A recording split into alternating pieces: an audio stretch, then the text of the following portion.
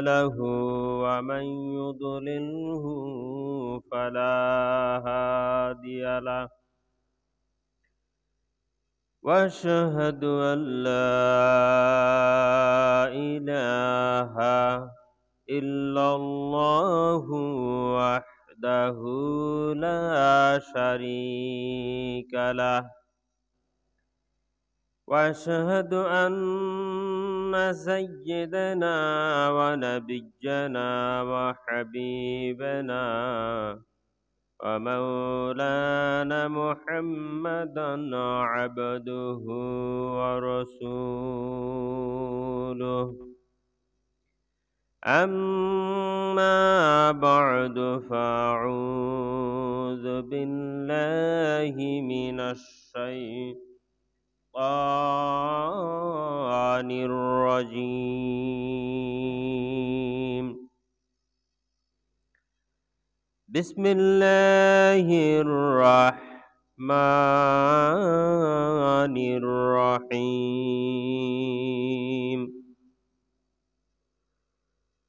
أذن للذين يقاتلون بأنهم ظلموا وإن الله على نصرهم لقدير وقال تعالى في شأن حبيبه ومحبوبه إن الله وملائكته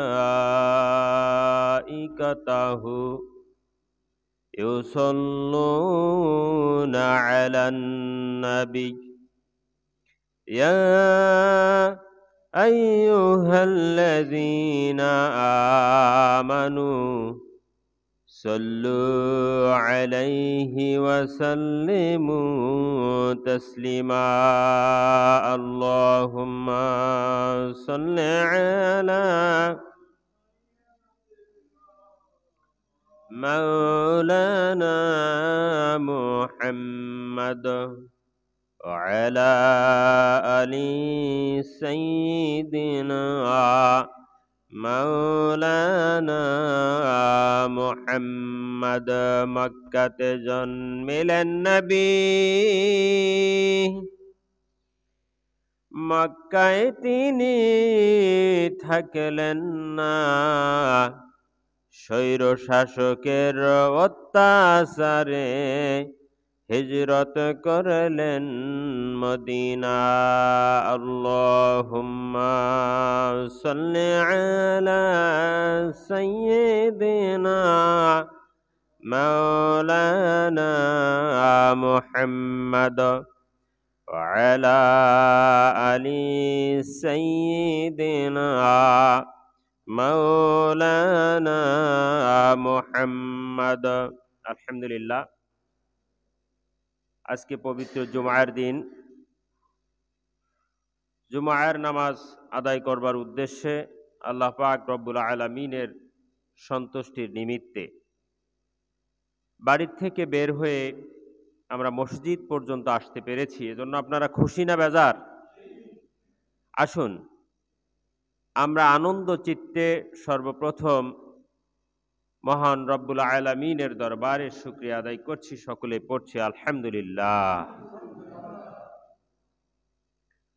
দরুদ ও সালাম পেশ করছি সেই নবীর প্রতি যার আদর্শ জীবনে বাস্তবায়ন করলে দুনিয়ার শান্তি এবং পরকালীন মুক্তির গ্যারান্টি রয়েছে সকলে পড়ছি সাল্লাল্লাহু আলাইহি ওয়াসাল্লাম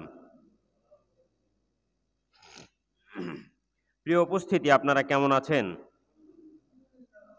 আলহামদুলিল্লাহ আমি বর্তমান প্রেক্ষাপটের সাথে মিলিয়ে পবিত্র কোরআনুল কারীমের সূরা আল হজ সূরার নাম কি হজ হজের ৩৯ নম্বর আয়াত তেলাওয়াত করেছি আমার আল্লাহ পৃথিবীর সকল ঈমানদারদেরকে মুসলমানদেরকে লক্ষ্য করে এই কথাগুলো বলছেন আল্লাহ পাক রব্বুল আলামিন বলছেন উযিনা লিল্লাযীনা ইউকতালুনা বিআন্নাহুম যুলিমু আল্লাহ বলতেছেন যুদ্ধের অনুমতি দেওয়া হলো তাদেরকে যারা আক্রান্ত হয়েছে। ওয়া ইন্নাল্লাহা আলা নাসরিহিম লাকাদির, তাদের প্রতি অত্যাচার করা হয়েছে, তাদের প্রতি জুলুম করা হয়েছে। এই আয়াতের অর্থ কি বুঝলেন? কি বোঝা গেল? বর্তমান যে প্রেক্ষাপট, আমাদের দেশের সাথে পার্শ্ববর্তী যেই দেশ, আমাদের প্রতিবেশী যেই দেশ, এই দেশের নাম কি? ভারত, ইন্ডিয়া, হিন্দুস্তান, যেই নামেই বলেন না কেন, ঠিক না? হিন্দুস্তান বললেও ঠিক আছে, ভারত বললেও ঠিক আছে, ইন্ডিয়া বললেও ঠিক আছে, সবই ঠিক। তো তাদের সাথে সম্পর্ক আমাদের এখন ভালো না খারাপ? একটু খারাপ না, একেবারে পুরোপুরি খারাপ, একেবারে তলানিতে গিয়ে ঠেকেছে, সম্পর্ক এত খারাপ। তো তারা এইটাকে ফুলিয়ে ফাঁপিয়ে আন্তর্জাতিক অঙ্গনে প্রকাশ করার, প্রচার করার চেষ্টা করছে দুরভিসন্ধিমূলকভাবে যে বাংলাদেশ যুদ্ধে জড়াতে চায়।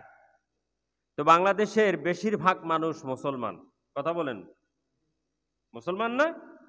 মুসলমানরা যেই কোনো কাজ করার আগে সর্বপ্রথম লক্ষ্য করে কোরআন কি বলছে, তারপরে হাদিস কি বলছে। কোরআনের বক্তব্য, হাদিসের বক্তব্য যদি সমর্থন করে, তখনই মুসলমান ওই কাজের দিকে এগিয়ে যায়, অগ্রসর হয়। ভারত বলতে চাইছে বাংলাদেশ আমাদের সাথে যুদ্ধ চাচ্ছে। আসলে মুসলমান কখন যুদ্ধ চাবে, যুদ্ধ করা তার জন্য কখন জায়েজ, কখন ফরজ, কখন ফরজে আইন, সবকিছুই আমার আল্লাহ পরিষ্কারভাবে বলে দিয়েছেন। আল্লাহ বলতেছেন উযিনা লিল্লাযিনা, তাদেরকে, উযিনা মানে এখানে এজাজত দেওয়া হয়েছে, এজেন্ট, অনুমতি দেওয়া হয়েছে, অনুমতি দেওয়া হয় লিল্লাযিনা, তাদের জন্য, যারা ইউকাতালুনা বিআন্নাহুম যুলিমু, যাদের উপরে জুলুম করা হয়। অর্থ হলো, আপনি চুপচাপ বসে আছেন, ভালো মানুষ, আপনাকে যদি এসে কেউ আক্রমণ করে, তাহলে কি আপনি চুপ করে বসে থাকবেন? চুপ করে বসে থাকবেন? ললিপপ খাবেন? আঙ্গুল চুষবেন? চুষবেন না। আপনি কি করবেন? প্রতিবাদ করার, প্রতিহত করার, প্রতিরোধ করার সর্বোচ্চ চেষ্টা করবেন, গায়ে যতটুকু শক্তি আছে। কথা বলেন ঠিক কিনা? ইসলাম আপনাকে সেই কথাই বলছে, কোরআন আপনাকে সেই কথাই শিক্ষা দেয় যে আপনি যদি আক্রমণের শিকার হন, তাহলেই কেবল আক্রমণ করতে পারবেন, আদারওয়াইজ গায়ে পড়ে যুদ্ধ করার, ঝগড়া বাঁধানোর কোনো অনুমতি ইসলাম দেয় না। আমরা ভারতকে এটা পরিষ্কার করে বলতে চাই। ভারতকে আমরা জানিয়ে দিতে চাই যে আমরা ইচ্ছা করে তোমাদের সাথে ঝগড়া করতে চাই না, যুদ্ধ করতে চাই না, যেহেতু আমরা মুসলমান, ইসলাম আমাদেরকে সেই অনুমতি দেয় না। প্রিয় ভাইরা, শুভেন্দু অধিকারী ভারতের একজন নেতা, তাই না? এমপিও না, মন্ত্রীও না। সে যদি খুব কথা বলে, তাহলে তার কথায় কি যুদ্ধ লাগবে? না। আমাদের দেশের একজন ধর্মীয় নেতা, নাম ডক্টর এনায়েতুল্লাহ আব্বাসী। এনায়েতুল্লাহ আব্বাসী একটা মাহফিলে বক্তৃতা করতে গিয়ে আমাদের সরকারকে 3টা পরামর্শ দিয়েছেন। পরামর্শ কয়টা? 3টা পরামর্শ দিয়েছেন।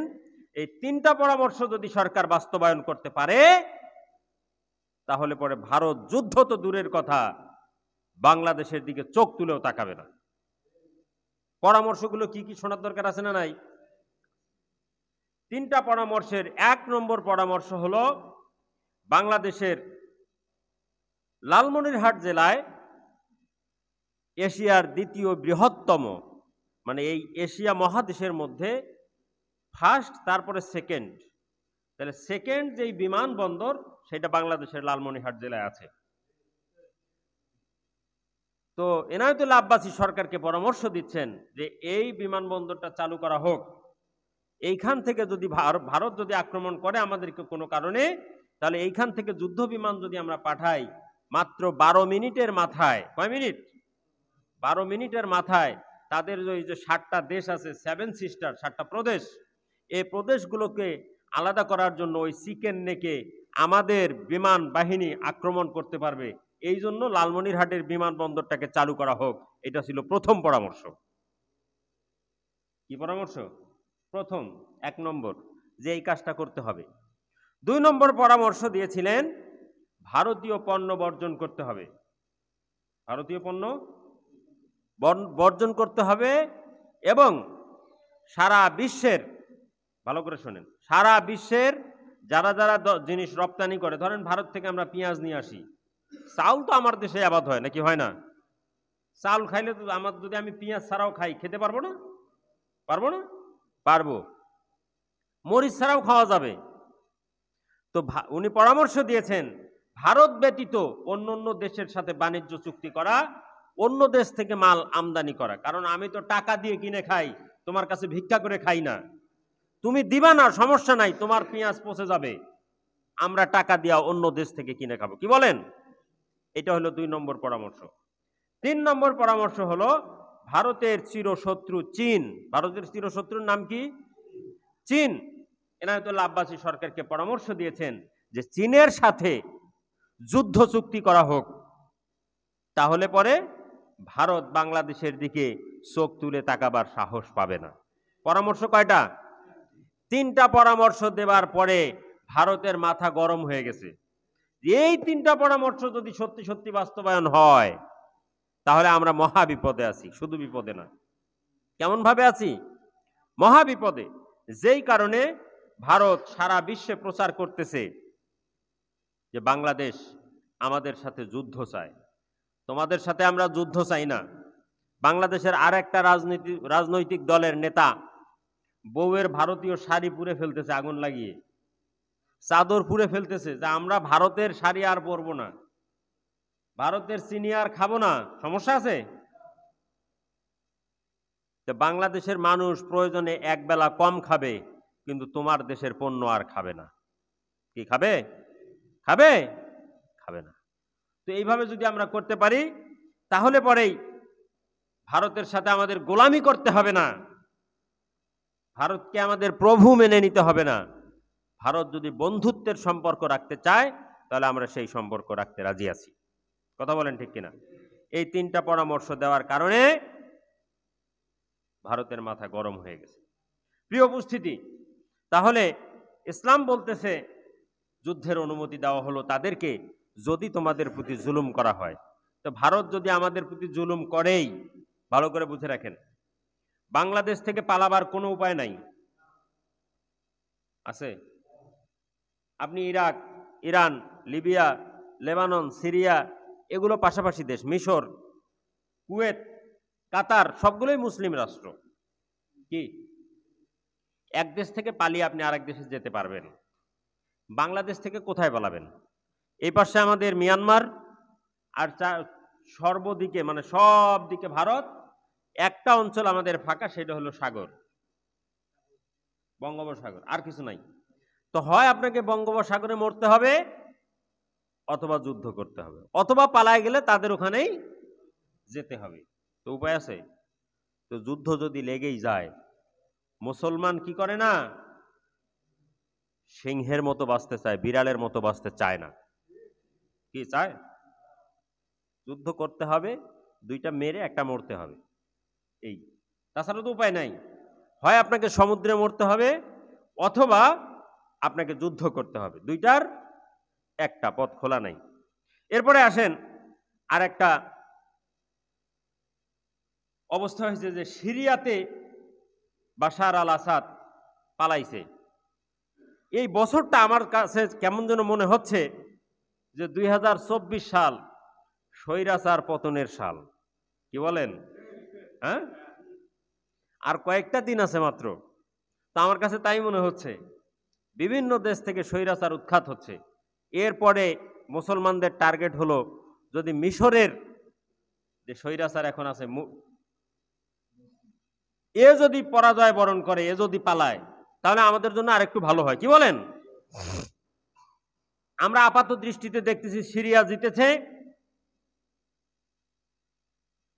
সিরিয়ায় যেই জয়লাভ হয়েছে, বাশার আল আসাদ পালিয়েছে, সাথে সাথে আবার সেইখানে গিয়ে ইসরায়েল হামলা করতেছে। এটা দুঃখজনক। একটা দেশ কেবল স্বাধীন হয়েছে, তো এইখানে গিয়ে তারা হামলা করতেছে না? উদ্দেশ্য কি?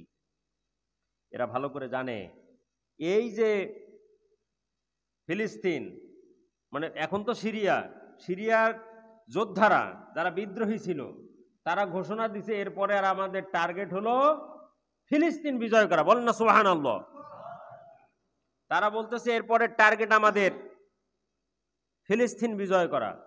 এবং আল্লাহর নবীর ঘোষণা, নবী রাসূলদের ওই অঞ্চল শাম অঞ্চল, শাম মুলকে শাম, শামে মুলক, এখানে নবীজির হাদিস হলো, নবীজি বলেছেন যে শামবাসীরা রহমত প্রাপ্ত, এইখানে 40 জন আবদাল থাকে সব সময়। আবদাল মানে বদল, মানে আল্লাহর রহমত প্রাপ্ত বান্দা সবসময় 40 জন থাকেন। একজন যদি মারা যায় সাথে সাথে আমার আল্লাহ ওই জায়গাটা, ওই শূন্য স্থানটা আরেকজন বান্দা দিয়ে পরিপূর্ণ করে দেন। বলেন না সুবহানাল্লাহ।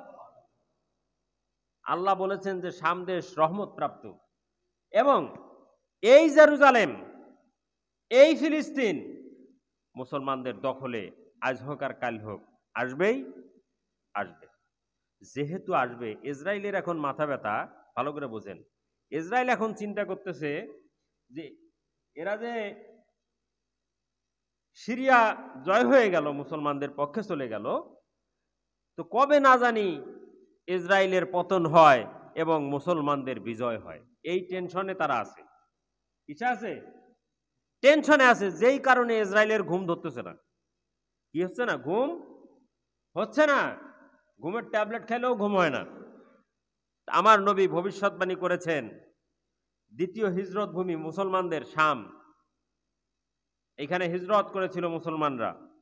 সেই জায়গায়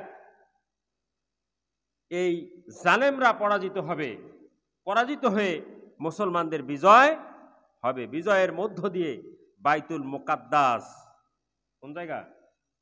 বাইতুল মুকাদ্দাস বিজয় হবে। বাইতুল মুকাদ্দাস মুসলমানদের প্রথম কেবলা।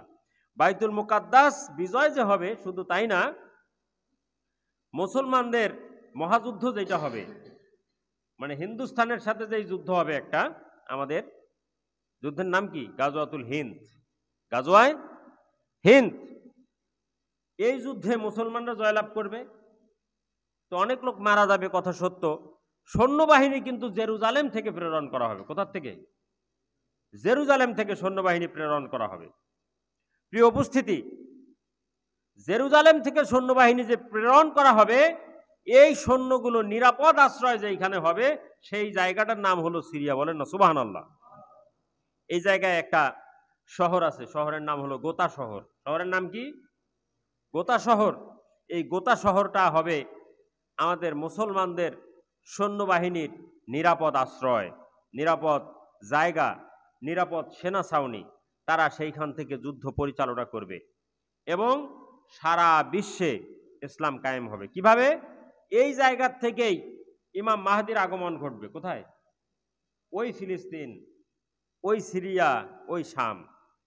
মানে শাম বলতে 60টা দেশকে এক জায়গায় বুঝাইতো আগে, এগুলো এখন ভেঙে গেছে। যেমন তার মধ্যে মিশর আছে, লেবানন আছে, সিরিয়া আছে, তারপরে কুয়েত, কাতার, এরকম এলাকাগুলো নিয়ে 60টা দেশ নিয়ে, 60টা এলাকা নিয়ে ওই জায়গাটাকে আমার রাসূলের যুগে শাম বলা হতো। তা আল্লাহ শামের প্রতি রহমত নাজিল করুন। বলেন আমিন। নবীজি দোয়া শিখিয়েছেন, আল্লাহুম্মা আরহাম ফি শামিনা, অথবা ফি মুলকে শামিনা।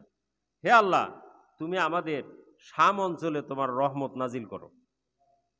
নবীজি দোয়া শিখিয়েছেন, সেই দোয়া আমরাও করতেছি। তো শামে শান্তি চলে আসবে এবং খোরাসান থেকে পতাকাবাহী দল বের হবে। পতাকার রং হবে কি? কালো রং। পতাকার রং কি? কালো রং। সেই কালো রঙের পতাকা বাহিনী বেরিয়ে যুদ্ধের দিকে যাবে এবং একজন মানুষ মদিনায় চলে যাবে। এগুলো তার ভালো লাগবে না। তাকে জোর করে নিয়ে, ওই যে এটা কি, ইব্রাহিম আলাইহিস সালাম পায়ের ছাপ, এটাকে কি বলে? মাকামে ইব্রাহিম। মাকামে ইব্রাহিম এবং হাজরে আসওয়াদের মাঝখানে বসাবে। বসিয়ে ওনার অনিচ্ছা সত্ত্বেও ওনার কাছে বায়াত গ্রহণ করবে সবাই। এই লোকটাই হবে ইমাম মাহদি। উনি কে? ইসলামে কিন্তু বায়াত আছে। কি আছে? বায়াত গ্রহণ করতে হয়। তো ইমাম মাহদির কাছে যারা বায়াত গ্রহণ করবেন, কিসের বায়াত? জিহাদের বায়াত। কিসের বায়াত? জিহাদের বায়াত। তো মুসলমান জিহাদ করার জন্য সদা সর্বদা প্রস্তুত। সদা সর্বদা কি? আমাদেরকে ভয় দেখায় কোনো লাভ নাই। যুদ্ধ লাগলে আমরা যুদ্ধ করব। কি পালাবেন নাকি? পালানোর উপায় নাই। কিন্তু এখন বলেন তো, যুদ্ধ যদি লেগে যায় আর কিয়ামত যদি এসেই যায়, মানে সবকিছু মিলে মনে হচ্ছে কিয়ামত বেশি দূরে না। আপনাদের কি মনে হয়? হ্যাঁ, খুব কাছাকাছি। সেই জন্য বোধহয় ধান চাল খুব ভালো করে জমাইতেছেন নাকি? কথাটা কি এরকম নাকি? হ্যাঁ, ওই কিয়ামতের কথা শুনলেও মুসলমান বলবে গরুটা জবাই কর, তাড়াতাড়ি খাই। কিয়ামত যদি কালকে হয়, আজকে কি করবেন? গরু জবাই করে খাইতে হবে। ইবাদত বন্দি কি পরে, তাই না? হ্যাঁ, মারা তো যাবই, তো গরুটা জবাই করো, খেয়ে দিয়ে মারা যায়। বিষয়টা কি এমন? এমনই। আমার ভিতর কুটির অবস্থা দেখে তাই মনে হচ্ছে। কালকে খোঁজ নিলাম, কালকে ফোন দিয়েছিলাম না আপনাকে, না পরশু দিন? গতকাল ফোন দিলাম। তো গত বছর আমাদের যে পরিমাণে ধান উঠছে, কালেকশন হয়েছে, এই বছর তার চেয়ে কম। তার মানে কিয়ামত আসতেছে, আমার ভিতর কুটির মানুষ ধান সব জমাইতেছে। কথা কি এমন? হ্যাঁ, যদি তা না হয়, হয় আপনাদের এই জন্য জমাইতেছেন, আর যদি তা না হয় তাহলে আপনারা দিচ্ছেন না কেন? এত সুন্দর মসজিদ করছেন, এটার মেইনটেনেন্স, এবং সবচেয়ে ভালো খবর হলো আমাদের জমিগুলো যদি আমরা ফ্রি করে ফেলতে পারি, বন্ধক যেটা দেওয়া আছে এখান থেকে যদি আমরা ছুটাইতে পারি, মুক্ত করতে পারি, তাহলে পরবর্তীতে কিন্তু আপনাদেরকে এত বেশি দেওয়া লাগবে না। ঠিক না? এমনি তো জমি বন্ধক রাখা শরীয়তে নিষেধাজ্ঞা আছে। যদি আপনি ওইখান থেকে ভাড়ার টাকা না দেয় তো গুনাহ হচ্ছে। তা আপনারা এই যে লোকই তো নাই, দেখেন 30 বাজে, এখন ধরেন ঘড়ি কি ফাস্ট নাকি? আমারটাই ফাস্ট, 23 বাজে। তো ধান দিচ্ছেন না কেন আপনারা? কথা বলেন।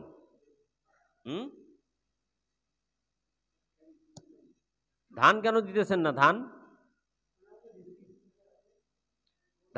যারা যারা গত বছর যেভাবে দিয়েছিলেন, ঠিক এই বছর সেইভাবেই দিবেন। এটা সবার প্রতি আমার আহ্বান থাকবে। আমাকে যেন সেক্রেটারি মহোদয় না বলেন যে গত বছরের চেয়ে এবছর কালেকশন খারাপ। এটা কি বলার সুযোগ আছে বলেন তো? মানুষের উন্নতি হয় না অবনতি হয়? উন্নতি হয়। তা আপনাদের তো অবনতি হচ্ছে। মানুষ যায় উপরের দিকে, আপনি যাচ্ছেন নিচের দিকে। আপনি বলবেন না উন্নতি তো হচ্ছে, গত বছর আমার 10 মণ হয়েছিল, এবার 20 মণ হয়েছে, আমার উন্নতি হয়েছে। এইটা আপনার উন্নতি হয়েছে, কিন্তু আল্লাহর খাতায় তো আপনার উন্নতি হচ্ছে না। আল্লাহর খাতায় কি উন্নতি হচ্ছে? এই বছর যে বন্যা হয়েছে সিলেট অঞ্চলে, পদ্মার পানি দিয়ে যে ডুবাই দিয়েছে, তাই নাই? ভারত যে পানি ছেড়ে দিল, যেই পরিমাণ পানি দিয়ে আবাদ নষ্ট করে দিয়েছে, তো আল্লাহর একটা খাস রহমত যে ভিতরকুটি সহ সারা বাংলাদেশে, সেটা রংপুর, দিনাজপুর, বৃহত্তর রংপুর, সবাই ভালো আবাদ করেছেন, ধানগুলো সহি সালামতে বাড়িতে নিয়েছেন, মারাই করেছেন। তা আল্লাহকে দেওয়ার সময় আপনার হাত টান, মনটা ছোট হইতেছে। মনে রাখেন আগামী বছর আপনার আবাদ খারাপ হয়ে যাবে। হইতে পারে না? হইতে পারে না? আপনারা কি মন খারাপ করতেছেন? হ্যাঁ, তা আগামী বছর তো আপনার আবাদ খারাপ হইতে পারে। আর আপনি যদি আল্লাহকে দেন প্রাণ খুলে, আল্লাহকে দিবেন আপনি হাত খুলে, আল্লাহ আপনাকে দিবে বস্তায় বস্তায়। আপনি দিবেন কুলায় কুলায়। ওই যে বলছে যে বস্তায় বস্তায় আসুক, বান্ডিলে বান্ডিলে যাক। টাকা যদি আমার কাছে 1 বস্তা আসে, তা আমি যদি 1 বান্ডিল 2 বান্ডিল দিয়ে দিই, সমস্যা আছে? সমস্যা তো নাই। তো আপনি নিচ্ছেন বস্তায় বস্তায়, দেওয়ার সময় দিচ্ছেন না, তাহলে কি হবে? এটা খুবই দুঃখজনক। আমি কমিটির পক্ষ থেকে এবং আমার ব্যক্তিগত পক্ষ থেকে আপনাদের প্রতি আহ্বান জানাবো, যারা আবাদ করেছেন, আবাদ তো করছেন, অনেকে করেন নাই, তারা টাকা দিবেন। সবাই স্বতঃস্ফূর্ত, জোর করে যেন নেওয়া না লাগে। আপনি মনে করতেছেন যে কমিটির লোক আলতাফ ভাই আপনার বাড়ি গেছে ধানের বস্তা নিয়ে, মনে করতেছেন কি একটা যন্ত্রণা আসলো। যন্ত্রণা আপনার বাড়িতে যায় নাই, আপনাকে বিপদ থেকে বাঁচানোর জন্য ওই লোকটা গেছে। বলবেন আমাকে বিপদ থেকে বাঁচায় মানে? হ্যাঁ, কাল কিয়ামতের ময়দানে এইটা যদি ওসিলা হয়, ভালো করে বোঝেন, এমন তো হতে পারে এইটাই আপনার লাস্ট ওসিলা, আল্লাহ আপনাকে মাফ করবেন। তা আপনার দেখতেছেন যে সওয়াব এবং পাপ সমান সমান হয়ে গেছে। কি হয়েছে? সমান সমান। কিন্তু আপনি যে আল্লাহর বান্দা একজন আপনার বাড়িতে গিয়েছিল আল্লাহর ঘরের জন্য, আপনি দেখে খুশি হয়েছিলেন, আসছে, আচ্ছা ঠিক আছে ভাই দিয়ে দিলাম। তা আল্লাহ দেখবে কি রে, এ তো খুশি হয়ে দিছে, জোর করে নেওয়া লাগে নাই। কিভাবে দিছে? খুশি হয়ে দিছে। তো আল্লাহও খুশি হয়ে আপনাকে দিয়ে দিবে, ঠিক আছে বান্দা, তোমার আমি মাফ করে দিলাম, তুমি জান্নাতে প্রবেশ করো। হইতে পারে না? আর আপনি যদি চাপাচাপি করেন, আচ্ছা বলেন তো, আল্লাহ যদি হিসাব নেয়, আল্লাহ যদি, তাহলে কি আল্লাহর জান্নাতে কেউ যেতে পারবো? কেউ যেতে পারবে নাকি? কেউ পারবে না। তো আপনি এত হিসাব করতেছেন কেন? আপনি হিসাব যত সহজ করবেন, আল্লাহ আপনার জন্য হিসাব তত সহজ করে দিবে। বলেন সুবহানাল্লাহ। কি আলতাফ ভাই, আরো কিছু বলতে হবে? দিবে না ধান? না দিলে আমাকে আবার বলবেন আগামী বৃহস্পতিবার। আমরা আবার শুক্রবার ধরবো কে কে দেয় নাই, লিস্টে আমার কাছে জমা দিবেন। আমি এই লিস্ট দেখে দেখে কে কতটুক দিছে এটা যাচাই করব। কি বলেন? যাচাই করা যাবে না? না মান সম্মান চলে যাবে? মান সম্মান চলে যাবে? যাবে না। তা আপনারা দান করবেন। এটা দান করে এত কিছু করছেন আপনারা, দান করে এত কিছু করেন নাই। এই মসজিদ, গ্রামের মধ্যে এত সুন্দর মসজিদ, আল্লাহ যদি বলা, হারে ভিতর কুটির মানুষ, যাও তোমরা এত সুন্দর একটা মসজিদ করছো, আল্লাহ যদি শুধু খুশি হয়, তা আপনার আরো কিছু দরকার আছে? এমনও হইতে পারে আগের চেয়ে আপনার উন্নতি হয়েছে এই মসজিদের ওসিলা হইতে পারে, যে মসজিদটা এলাকায় ভালো চলতেছে, এত সুন্দর একটা নামাজের স্থান, ভিতর কুটির মানুষ, আমি আল্লাহকে মোহাব্বত করে বানায় দিছে, সুতরাং আমিও আল্লাহ বান্দার জন্য সব খুলে দিলাম। না দিতে পারেন? হাদিস তো আছেই, মান বানা মাসাজিদ আল্লাহ বান আল্লাহু লাহু বাইতান ফিল জান্নাহ। যে ব্যক্তি মসজিদ বানায় আল্লাহর খুশির জন্য, কার খুশির জন্য? এটা কি নেতার অফিস? নেতাকে খুশি করার জন্য বানাইছি? আপনি যে ধান দিবেন আমাকে খুশি করার জন্য? কি আলতাফ ভাইকে খুশি করার জন্য? সভাপতি সাহেবকে খুশি করার জন্য? না, আপনি কার খুশির জন্য দিবেন? আল্লাহর নবী বলতেছেন, যে ব্যক্তি আল্লাহর খুশির জন্য মসজিদ বানায় পৃথিবীতে, ভালো করে বোঝেন, দুনিয়ার জমিনে আল্লাহর খুশির জন্য একটা ঘর বানায়, আল্লাহর ঘর বানায়, আল্লাহর নবী বলতেছেন ওই লোকটার জন্য জান্নাতে আল্লাহ একটা ঘর বানায়। বলেন সুবহানাল্লাহ। এটা কি ভালো সংবাদ না? এখন সাহাবীরা জিজ্ঞেস করছেন, হুজুর আমার একার সামর্থ্য নাই জমি কিনে ঘর বানানোর, আচ্ছা বলেন তো, এইখানে একজন লোক হাত তোলেন যে এইরকম একটা মসজিদ বানায় দিবেন 38-40 লক্ষ টাকা দিয়ে, জমি কিনে, জমি বাদেই তো এই টাকাটা গেছে আমাদের নাকি? তো জমি সহ তো ধরেন 40 লাখ 50 লাখ টাকা, ধরেন 50 লাখ টাকা দিয়ে একটা মসজিদ বানায় দিবেন, এমন লোক আছেন এখানে? আছেন? আছে সক্ষমতা, জমি বেচে দেওয়া যাবে। 10 জন জমি বেচাইলে 10 লাখ করে যদি হয় তাও তো মেলা টাকা। 5 জন বেচাইলে 50 লাখ, 5 জন জমি দিবে বাপের বেটা, এমন লোক আছে নাকি? আছে। মনে করেন দিল সভাপতি সাহেব, আলতাফ ভাই যা আছে পুরাটাই বেচে দিল, তো এই সবগুলা লোক তো তাহলে সোয়াব পাইলো না? পাইলো।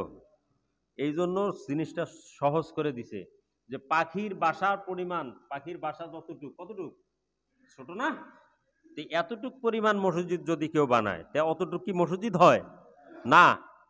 নবীজি সুবিধা করে দিয়েছেন যে কেউ যদি মসজিদ বানানোর কাজে একটা ইট দেয়, একটা সিমেন্ট দেয়, একটা রড দেয়, একটা খোয়া দেয়, এই যে আপনারা দিতেছেন ধান একটু একটু দিচ্ছেন না, 1 মন 2 মন 4 মন 65 মন ধান, 100 মন ধান হইলে তো 1000 টাকা 1200 টাকা মন, তাই না? তো 1200 টাকা আপনি দিয়ে ওই 40 লাখ টাকার মসজিদের সওয়াব পাবেন। বলেন সুবহানাল্লাহ। টাকা দিলেন আপনি 1200, 1 মন ধান দিলেন, 40 লাখ টাকা দিয়ে মসজিদ বানাইলে যেই সওয়াব, আমার আল্লাহ আপনার আমল নামায় ওই পরিমাণ সওয়াব দিবে। মন খারাপ করতেছেন? বিরক্ত হচ্ছেন নাকি? বিরক্ত হবেন না, আপনাকে বিপদ থেকে উদ্ধার করার জন্যই আমাদের প্রচেষ্টা। এই যে আমি কোন ঠেকায় ইমামতি করি, আমার উদ্দেশ্য কি? আমি আসছি 2-4 কথা বলবো, আমার কথা শুনে যদি একজন লোক শুধু আমল করে, কয়জন? সবাই আমল করুক এটা আমি চাই, কিন্তু একজন লোক যদি আমল করে, কয়জন? কাল কিয়ামতের ময়দানে আল্লাহ যদি চান, বান্দা তোমার এই কথা শুনে, মুখ দিয়ে তুমি বলছো, এই কথা শুনে একজন লোক আমল করছে, ঠিক আছে, ওর ওসিলায় তুমি আজিজুল ইসলাম মাফ হতে পারে না? তা আমাকে যদি মাফ করতে পারে, এই দাঁড়ানোর জায়গাটা কে করে দিছে? আমি যে এখানে বলতেছি এই জায়গাটা তো করা লাগছে, করা লাগে নাই? তো আপনারা জায়গা করেছেন, তখন আমি আমার বলবো আল্লাহ আমারে তো মাফ করলেন, ভালো কথা। এই যে জায়গায় কথা বলছি, যে মাইক্রোফোনে কথা বলছি, যে ডায়াস ব্যবহার করেছি, এগুলো তো আমার ছিল না আল্লাহ, এগুলো তোমার বান্দারা করেছে, তোমাকে ভালোবেসে, তোমাকে মোহাব্বত করে ভিতর কুটির মানুষ করেছে। আমি তাদেরকে সারা জান্নাতে যাব না। কয় ঠিক আছে, নাম ধরে ধরে ডাকো সবাইকে।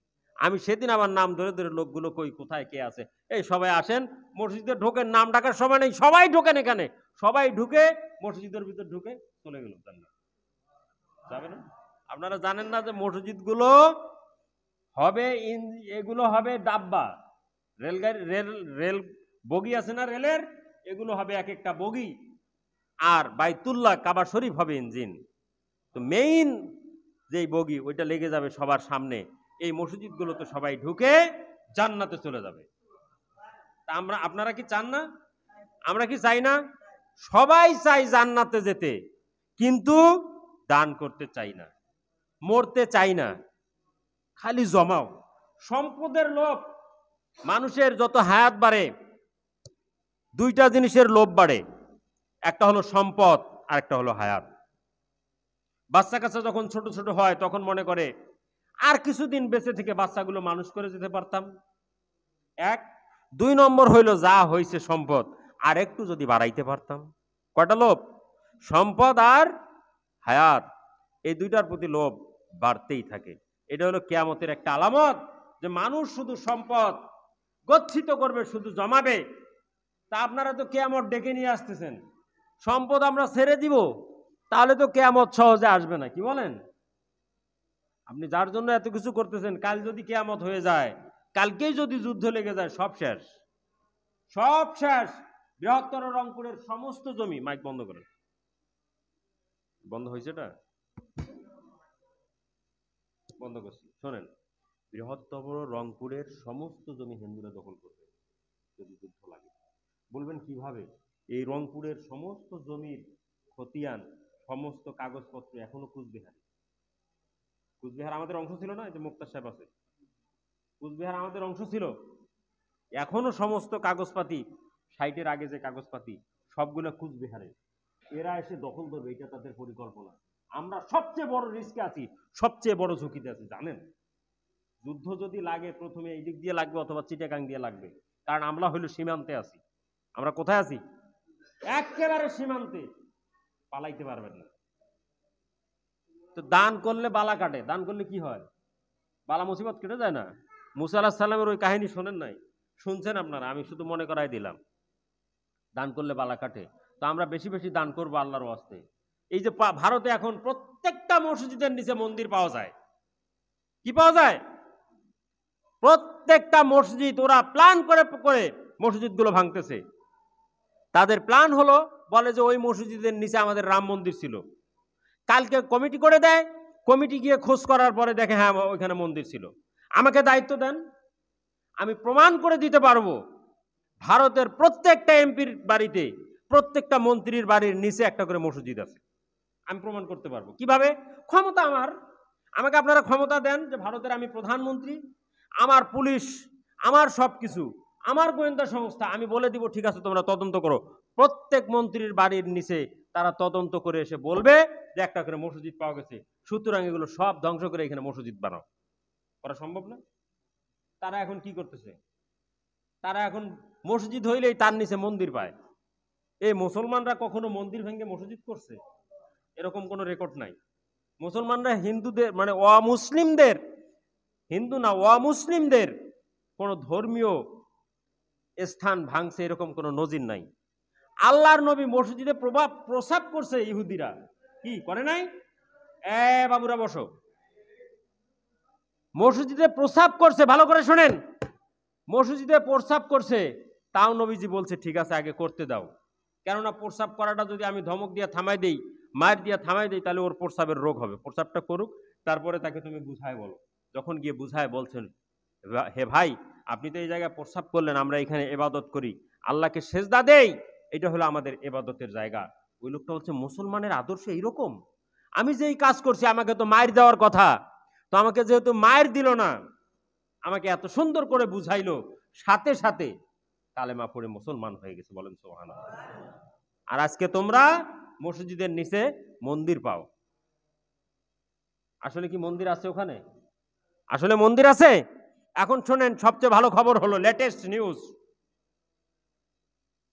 ভারত বয়কট করছে। বাংলাদেশের লোক শুধু না, সারা বিশ্ব, মুসলিম বিশ্ব, কুয়েত, কাতার, লেবানন, এই জায়গাগুলোতে ভারতের লোক দিয়ে কাজ করে।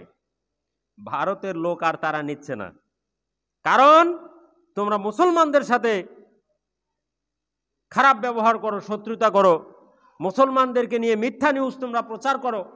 সুতরাং মুসলিম বিশ্ব আর ভারতের লোক নিচ্ছে না। এই কারণেও ভারত এখন টেনশনে আছে যে এটা কি হচ্ছে, আমরা কোথায় যাচ্ছি, বুঝতেছেন কিনা? এতদিন পাকিস্তানের সাথে 47 সাল থেকে নিয়ে আজ পর্যন্ত পাকিস্তানের সাথে ভারতের শত্রুতা। 1947 সালে এই দেশ ভাগ হয়েছে, ভাগ হয় নাই? যারা ইতিহাস জানেন তারা জানেন, 47 সালে এই দেশটা ভাগ হয়। যেই দিকে মুসলমান বেশি সেইটাকে করে দিয়েছিল পাকিস্তান, আর যেই দিকে হিন্দু বেশি সেই জায়গাটা করে দিয়েছিল হিন্দুস্তান। তা আপনাদের আমাদের কপাল ভালো যে এখানে মুসলমান ছিল। মুসলমান থাকার কারণে রংপুরটা বাংলাদেশ হয়েছে, বা পাকিস্তান ছিল পরে বাংলাদেশ হয়েছে, তাই না? না হইলে কিন্তু এটাও হিন্দুস্তান হয়ে যাইতো। কি হইতো? হিন্দুস্তান হয়ে যাইতো। কি হইতো? হিন্দুস্তান হইতো। তখন আমরা ওই দেশে থাকতাম। তো আমাদের কপাল ভালো যে আমরা এখন বাংলাদেশে আছি। যাই হোক, অনেক কথা বলেছি। আল্লাহ পাক রব্বুল আলামিন আমাদের সকলকে কোরআন হাদিস বুঝে আমল করে দুনিয়ার শান্তি এবং পরকালীন মুক্তি অর্জন করার তৌফিক দান করুন। ওয়া আখিরু দাওয়ানা আলহামদুলিল্লাহি রাব্বিল আলামিন। আসসালামু আলাইকুম ওয়া রাহমাতুল্লাহি ওয়া বারাকাতুহু।